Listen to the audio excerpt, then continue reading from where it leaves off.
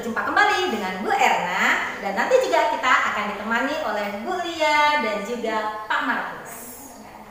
Bu Erna ingatkan kembali tentang tepuk bia. Apakah masih ada yang ingat? Oke, kita mulai dengan tepuk bia ya. Tepuk bia, bia bia. Oke, bia oke. Bung skala kala kala kabung skala kala kala kabung. Aha bung. Aha bung. Hore. Oke, sudah mengikuti semua. Mbak Erna akan tanya. Bulan ini bulan apa ya anak-anak ya? Cerdas. Ini adalah bulan September. Di mana di dalam Katolik kita memperingati apa? BKSN. Apa sih BKSN itu anak-anak? Ada yang tahu? Iya, BKSN adalah Bulan Kitab Suci Nasional. Bu Erna yakin di dalam keluarga pasti sudah melaksanakan BKSN. BKSN itu ada 4 pertemuan. Ya anak-anak ya, ada 4 pertemuan. Dan pada pertemuan kali ini bersama Bu Erna, Pak Markus dan Bu Lia, kita akan melakukan BKSN pertemuan yang kedua. Biasanya pertemuan BKSN kita di BIA itu tatap muka ya nak ya. Tetapi sudah hampir 2 tahun ini kita tidak tatap muka. Oke anak-anak, mengapa pada bulan ini, pada tahun ini kita tetap melaksanakan BKSN itu secara daring? Ada yang tahu?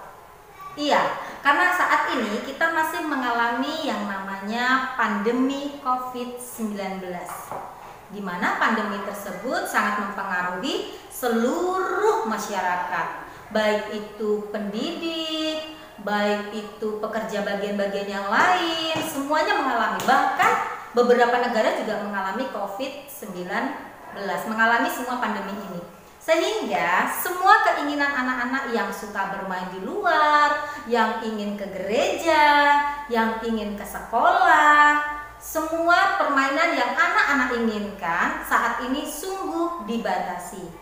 Mungkin hal tersebut sangat menyulitkan anak-anak, baik yang suka bermain bola, sekarang tidak bermain bola bersama dengan kawan-kawan. Biasa di sekolah ikut eskul, sudah tidak ikut eskul. Bahkan untuk belajar bersama di sekolah pun sangat terbatas. Anak-anak mungkin mengalami suka dan duka di saat belajar. Di saat kita mengalami suka dan duka, jangan khawatir, kita tetap mempunyai sahabat. Yaitu siapa? Ada yang tahu?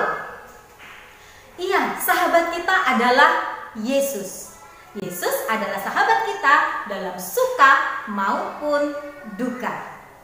Di saat anak-anak sedang bahagia, anak-anak berarti sedang bersama dengan Yesus. Saat anak-anak sedang sedih, tidak bisa mengerjakan tugas, bahkan anak-anak sedang sakit, maka juga sahabat yang paling setia, sahabat yang paling disayangi adalah Yesus. Maka tema BKSN kita tahun ini adalah Yesus sahabat seperjalanan kita. Dan jadi dalam menjalani hidup ini kita tetap mempunyai satu sahabat yang setia, yaitu Yesus.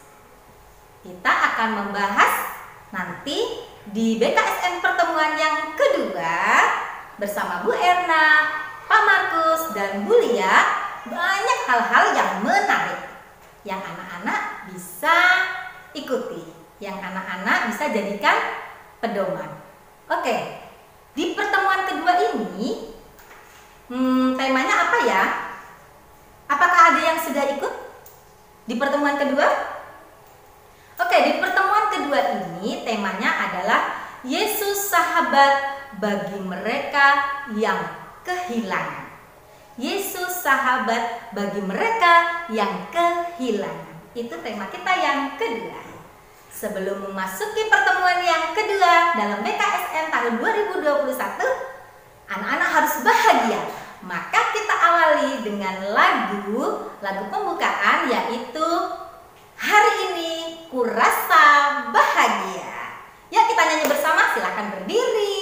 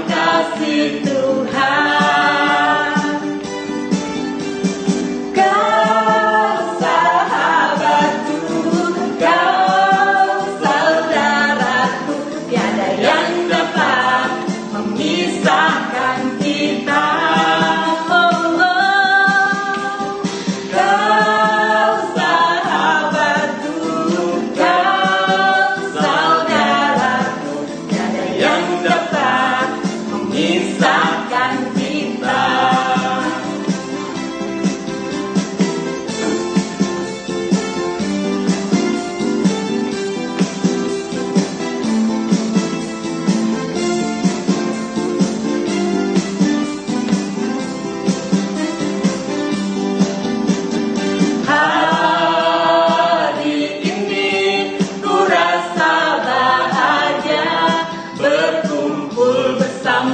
Saudara seiman, Tuhan Yesus telah satukan kita tanpa memandang di antara kita.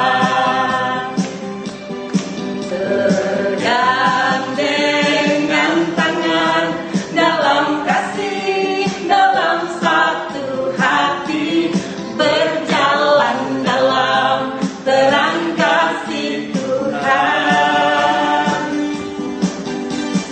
Kau sahabatku, kau saudaraku, tiada yang dapat memisahkan kita. Kau sahabatku, kau saudaraku, tiada yang dapat memisahkan kita. Oke anak-anak, kita sudah bernyanyi bersama Bu Lia, Bu Erna, dan Pak Markus. Sekarang saatnya kita akan berbicara dengan Tuhan. Maka saat kita berbicara dengan Tuhan, kita ambil sikap doa. Kita akan mulai berdoa. Silakan anak-anak duduk, lalu kita akan berdoa. Silakan kita katupkan tangan kita, ambil sikap doa. Dalam nama Bapa dan Putra dan Roh Kudus, amin. Ya Bapa, kami anak-anak-Mu datang kepadamu untuk mendengarkan firman-Mu. Kami percaya bahwa firman-Mu itu pelita bagi kaki kami dan terang bagi jalan kami. Dengan firman-Mu, Engkau senantiasa membimbing kami untuk hidup sebagai anak-anak-Mu. Karena itu, kami mohon kepadamu ya Bapa, utuslah Roh Kudus-Mu untuk menerangi hati dan budi kami, supaya kami dapat memahami firman yang Kau sampaikan kepada kami. Demi Kristus Tuhan dan pengantara kami. Amin. Dalam nama Bapa dan Putra dan Roh Kudus. Amin. Oke, selanjutnya anak-anak, terima kasih kita sudah berdoa bersama. Dan saatnya kita akan mendengarkan sabda Tuhan. Sikap anak-anak untuk mendengarkan sabda Tuhan, kita buka seluruh telinga kita untuk menerima sabda yang akan disampaikan oleh Ibu Lia. Mari kita mendengarkan sabda Tuhan. Semoga Tuhan beserta kita sekarang dan selama-lamanya. Inilah Injil Yesus Kristus menurut Yohanes. Dimuliakanlah Tuhan. Ada seorang yang sedang sakit, namanya Lazarus. Ia tinggal di Betania, kampung Maria dan adiknya Marta. Maria ialah perempuan yang pernah meminyaki kaki Tuhan dengan minyak mur dan menyekanya dengan rambutnya. Dan Lazarus yang sakit itu adalah saudaranya. Kedua perempuan itu mengirim kabar kepada Yesus. Tuhan, dia yang Engkau kasihi sakit. Ketika Yesus mendengar kabar itu, ia berkata, penyakit itu tidak akan membawa kematian, tetapi akan menyatakan kemuliaan Allah, sebab oleh penyakit itu anak Allah akan dimuliakan. Yesus memang mengasihi Marta dan kakaknya dan Lazarus. Namun setelah didengarnya bahwa Lazarus sakit, ia sengaja tinggal 2 hari lagi di tempat di mana ia berada. Tetapi sesudah itu ia berkata kepada murid-muridnya, "Mari kita kembali lagi ke Yudea." Murid-murid itu berkata kepadanya, "Rabi, baru-baru ini orang-orang Yahudi mencoba melempari engkau. Masih maukah engkau kembali ke sana?" Jawab Yesus, "Bukankah ada 12 jam dalam satu hari? Siapa yang berjalan pada siang hari, kakinya tidak terantuk, karena ia melihat terang dunia ini. Tetapi jikalau seorang berjalan pada malam hari, kakinya terantuk, karena terang tidak ada di dalam dirinya." Demikianlah perkataannya, dan sesudah itu ia berkata kepada mereka, "Lazarus, saudara kita, telah tertidur. Tetapi aku pergi ke sana untuk membangunkan dia dari tidurnya." Maka kata murid-murid itu kepadanya, "Tuhan, jikalau ia tertidur, ia akan sembuh." Tetapi maksud Yesus ialah tertidur dalam arti mati. Sedangkan sangka mereka Yesus berkata tentang tertidur dalam arti biasa.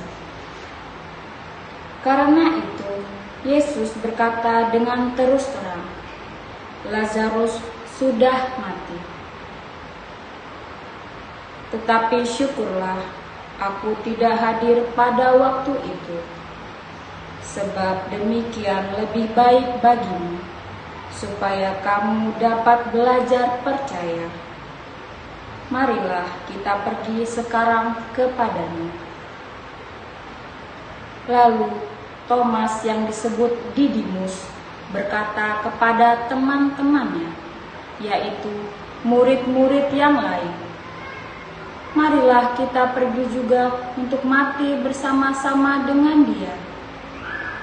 Maka ketika Yesus tiba, didapatinya Lazarus telah 4 hari berbaring di dalam kubur. Betania terletak dekat Yerusalem, kira-kira 2 mil jauhnya. Di situ banyak orang Yahudi telah datang kepada Marta dan Maria untuk menghibur mereka berhubung dengan kematian saudaranya. Ketika Maria mendengar bahwa Yesus datang, ia pergi mendapatkannya, tetapi Maria tinggal di rumah. Maka kata Marta kepada Yesus, "Tuhan, sekiranya Engkau ada di sini, saudaraku pasti tidak mati. Tetapi sekarang pun aku tahu bahwa Allah akan memberikan kepadamu segala sesuatu yang engkau minta kepadanya." Kata Yesus kepada Marta, "Saudaramu akan bangkit." Kata Marta kepadanya, "Aku tahu bahwa ia akan bangkit pada waktu orang-orang bangkit pada akhir zaman." Jawab Yesus, "Akulah kebangkitan dan hidup. Barang siapa percaya kepadaku, ia akan hidup walaupun ia sudah mati. Dan setiap orang yang hidup dan percaya kepadaku tidak akan mati selama-lamanya." Percayakah engkau akan hal ini? Jawab Marta, "Ya Tuhan, aku percaya bahwa Engkaulah Mesias, Anak Allah, Dia yang akan datang ke dalam dunia." Dan sesudah berkata demikian, ia pergi memanggil saudaranya Maria dan berbisik kepadanya, Guru ada di sana, dan ia memanggil engkau." Mendengar itu, Maria segera bangkit, lalu pergi mendapatkan Yesus. Tetapi waktu itu, Yesus belum sampai ke dalam kampung itu. Ia masih berada di tempat Marta menjumpai dia. Ketika orang-orang Yahudi yang bersama-sama dengan Maria di rumah itu untuk menghiburnya, melihat bahwa Maria segera bangkit dan pergi keluar, mereka mengikutinya karena mereka menyangka bahwa ia pergi ke kubur untuk meratap di situ. Setibanya Maria di tempat Yesus berada dan melihat dia, tersungkurlah ia di depan kakinya dan berkata kepadanya, "Tuhan, sekiranya Engkau ada di sini, saudaraku pasti tidak mati." Ketika Yesus melihat Maria menangis dan juga orang-orang Yahudi yang datang bersama-sama dia, maka masyghullah hatinya. Ia sangat terharu dan berkata, "Di manakah dia kamu baringkan?" Jawab mereka, "Tuhan, marilah dan lihatlah." Maka menangislah Yesus. Kata orang-orang Yahudi, "Lihatlah betapa kasihnya kepadanya." Tetapi beberapa orang di antaranya berkata, "Ia yang memelekkan mata orang buta, tidak sanggupkah ia bertindak sehingga orang ini tidak mati?" Maka masyghullah pula hati Yesus, lalu ia pergi ke kubur itu. Kubur itu adalah sebuah gua yang ditutup dengan batu. Kata Yesus, "Angkat batu itu." Marta, saudara orang yang meninggal itu, berkata kepadanya, "Tuhan, ia sudah berbau, sebab sudah 4 hari ia mati." Jawab Yesus, "Bukankah sudah kukatakan kepadamu, jikalau engkau percaya, engkau akan melihat kemuliaan Allah?" Maka mereka mengangkat batu itu. Lalu Yesus menengadah ke atas dan berkata, "Bapa, aku mengucap syukur kepadamu, karena Engkau telah mendengarkan aku. Aku tahu bahwa Engkau selalu mendengarkan aku. Tetapi oleh karena orang banyak yang berdiri di sini, mengelilingi aku mengatakannya, supaya mereka percaya bahwa Engkaulah yang telah mengutus aku." Dan sesudah berkata demikian, berserulah ia dengan suara keras, "Lazarus, marilah keluar." Orang-orang yang telah mati itu datang keluar. Kaki dan tangannya masih terikat dengan kain kapan, dan mukanya tertutup dengan kain peluh. Kata Yesus kepada mereka, "Bukalah kain-kain itu, dan biarkan ia pergi."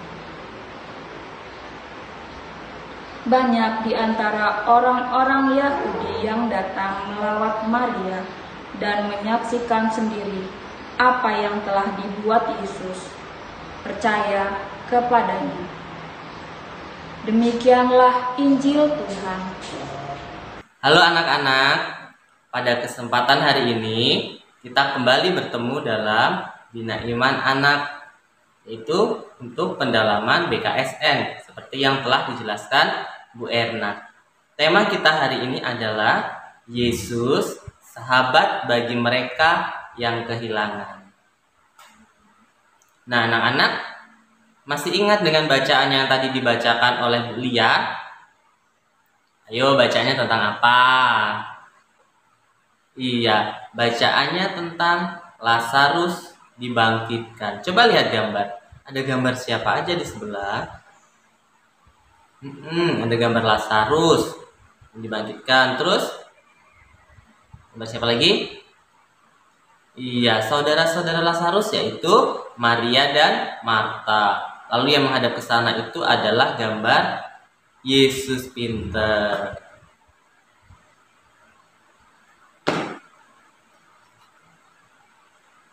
Nah, anak-anak, tadi kita sudah mendengarkan bacaan kitab suci. Sekarang Pak Markus mau bertanya. Ketika Lazarus sakit, apa yang dilakukan oleh Maria dan Marta, saudari-saudarinya? Ayo, siapa yang masih ingat tadi? Coba Bapak mau dengar suaranya. Iya, benar. Yang dilakukan Maria dan Marta adalah memanggil Yesus.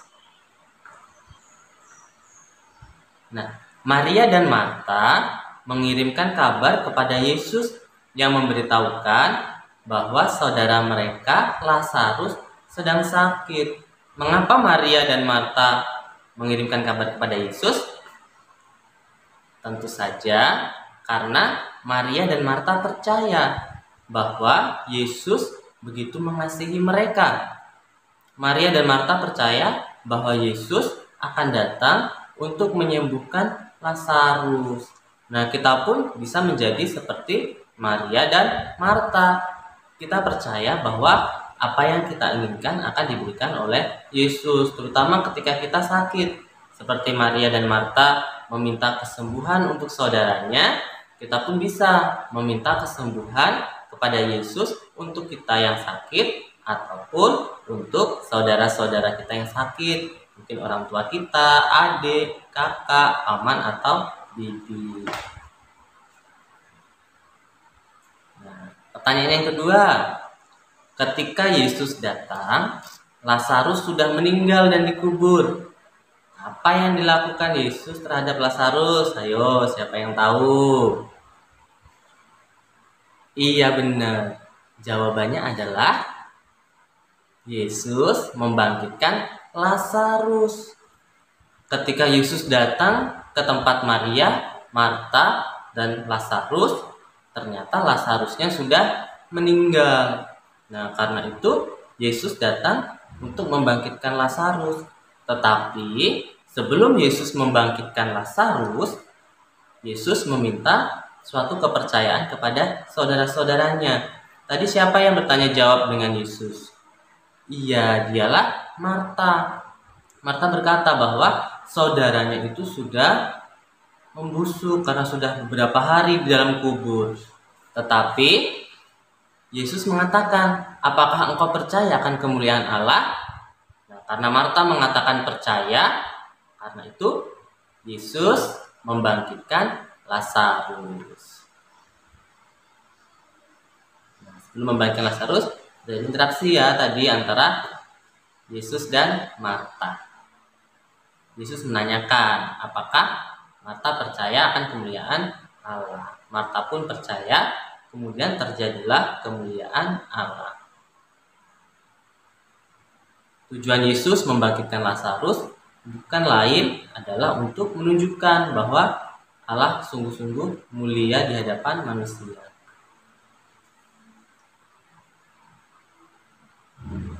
Nah, bagaimana cara Yesus membangkitkan Lazarus yang sudah dikuburkan? Nah, pertama kali sebelum membangkitkan Lazarus, Yesus berdoa kepada Bapa. Yesus berdoa mengucap syukur kepada Bapa. Kemudian membangkitkan Lazarus agar banyak orang percaya bahwa Yesus adalah utusan Bapa. Kita pun boleh mengikuti teladan Yesus, yaitu berdoa kepada Bapa. Tujuannya agar kemuliaan Allah senantiasa terpancar. Setelah berdoa, Yesus berseru kepada Lazarus, "Lazarus, marilah keluar." Ternyata dari dalam kubur, Lazarus pun segera bangkit dan keluar dari kubur. Nah, anak-anak, Tuhan Yesus sangat mengasihi Lazarus dan juga keluarganya. Hal ini ditunjukkan dengan kedatangan Yesus ke rumah Maria, Marta, dan Lazarus. Kasih sayang Yesus juga ditunjukkan dengan cara membangkitkan Lazarus. Tapi ternyata Tuhan Yesus tidak hanya mengasihi keluarga Lazarus. Tuhan Yesus juga mengasihi keluarga kita. Tuhan Yesus memberikan kita kesehatan, nafas kehidupan, memberikan kita rezeki, memberikan kita kasih sayang melalui orang tua ataupun melalui saudara kita. Itu adalah kasih sayang yang kita terima dari Yesus melalui orang-orang di sekitar kita. Karena Tuhan Yesus mengasihi dan menyayangi kita, kita pun memiliki kewajiban dan keharusan untuk saling mengasihi satu dengan yang lain. Nah, anak-anak, Tuhan Yesus telah mengasihi kita, memberi kita kesehatan, memberi kita makan, maka kita harus memiliki satu niat. Niatan itu apa? Niat adalah sesuatu hal yang akan kita wujudkan. Nah, pertanyaannya, apa yang akan kita lakukan agar keluarga kita selalu dalam keadaan sehat? Ya, bisa makan, teratur, makan makanan yang sehat, mandi, ataupun berbagai hal lain yang menunjukkan perbuatan untuk kita menjadi pribadi yang sehat atau keluarga kita sehat. Nah, anak-anak, setelah mendalami bersama, mari kita hanya sejenak kita sampaikan doa permohonan untuk memohonkan kesehatan bagi kedua orang tua kita. Allah di surga, kami mengucap syukur atas keluarga yang Kau berikan kepada kami. Kami mohon sudi kiranya Engkau memberikan kesehatan bagi kedua orang tua kami, bagi kami, dan bagi keluarga kami, sanak saudara kami, sehingga kami dapat beraktivitas dengan baik untuk melanjutkan kehidupan kami. Marilah kita mohon. Demikianlah ya Bapa, segala doa permohonan kami, semua ini kami sampaikan kepadamu dengan perantaraan Kristus Tuhan kami. Amin. Oke anak-anak, tadi sudah mendengarkan sabda yang disampaikan oleh Bu Lia dan juga sudah disampaikan oleh Pak Markus. Maka dalam pertemuan hari ini kita sudah selesai. Kita akan tutup dengan doa penutup, lalu dengan lagu. Kita tutup dulu dengan doa penutup. Mari kita bersatu dalam doa. Dalam nama Bapa dan Putra dan Roh Kudus. Amin. Ya Bapa, kami bersyukur kepadamu karena firman-Mu yang telah Kau sampaikan kepada kami, dan karena Roh Kudus yang Kau curahkan atas diri kami. Bantulah kami supaya firman yang Kau taburkan dalam diri kami senantiasa membimbing kami untuk hidup sebagai anak-anak-Mu. Kobarkanlah dalam diri kami kasih kepadamu dan kepada sesama kami, supaya kami senantiasa mengasihi Engkau, Bapa kami, dan mengasihi sesama kami. Demi Kristus Tuhan kami. Amin. Dalam nama Bapa dan Putra dan Roh Kudus. Amin. Oke anak-anak, pertemuan kita hari ini sudah selesai. Maka kita akhiri dengan lagu penutup. Lagunya apa ya? Lagunya Terima Kasih 1000. Oke, mari kita bernyanyi bersama. Silakan berdiri. Kita ikuti gerakannya ya. Baik, kita dengarkan lagunya. Mari kita mulai bernyanyi.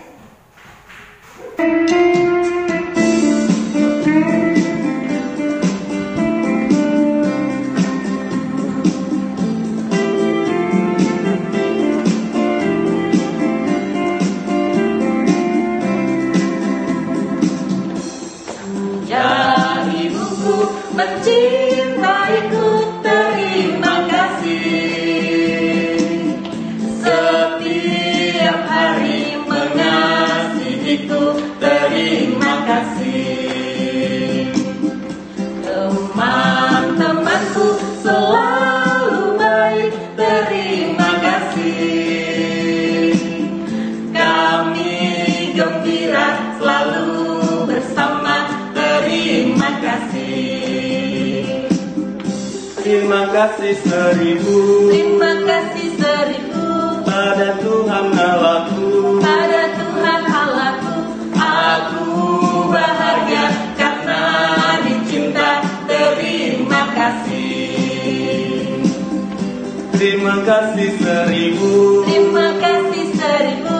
Pada Tuhan Allahku. Pada Tuhan Allahku. Aku bahagia karena dicinta. Terima kasih.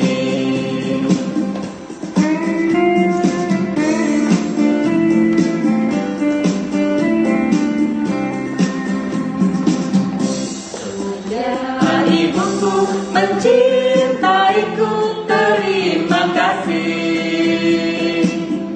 Setiap hari mengasihiku, terima kasih. Tuhan Allahku beri berkatnya, terima kasih.